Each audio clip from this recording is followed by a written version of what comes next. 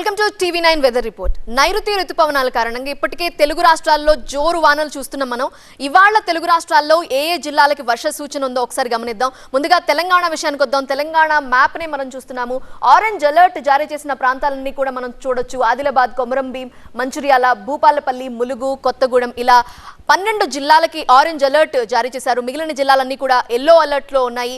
హైదరాబాద్ వాతావరణ కేంద్రం ఇప్పటికే హెచ్చరికలు జారీ చేసింది. రాష్ట్రంలో ప్రధానంగా పశ్చిమ నైరుతి దిశల నుండి గాలులు వీచే అవకాశం ఉన్నట్లుగా చెప్తున్నారు.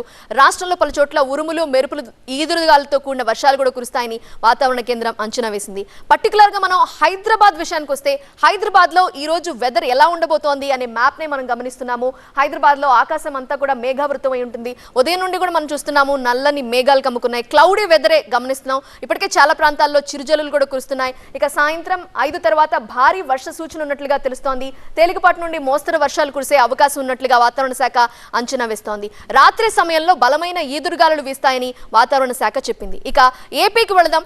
ఏపీలో వెదర్ ఈ రోజు ఏ విధంగా ఉండబోతోందో మనం గమనిద్దాము. ఏపీలో మొత్తం కూడా ఎల్లో అలర్ట్ జారీ చేసిన పరిస్థితి కనిపిస్తుంది. అన్ని జిల్లాలకి కూడా ఎల్లో అలర్ట్ జారీ అయింది.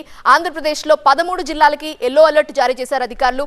నైరుతి రుతుపవనాలకు తోడు ఆవర్తన ప్రభావంతో వర్షాలు కురుస్తాయని వాతావరణ కేంద్రం చెప్తోంది.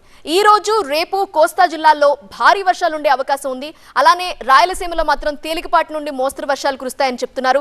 పిడుగులతో కూడిన భారీ వర్షాలు పడే అవకాశం ఉన్న నేపథ్యంలో అధికారులంతా కూడా అప్రమత్తంగా ఉండాలి ప్రజలని సూచిస్తున్నారు. గంటకి 30 నుండి 40 కిలోమీటర్ల వేగంతో ఈదురుగాలులు వీచే అవకాశం ఉందని చెప్తున్నారు. అలాగే భారీ వర్షాల నేపథ్యంలో మత్స్యకారులు వేటకు వెళ్లవద్దని, రైతులు జాగ్రత్తలు తీసుకోవాలని ఆంధ్రప్రదేశ్ విపత్తుల నిర్వహణ సంస్థ సూచిస్తోంది.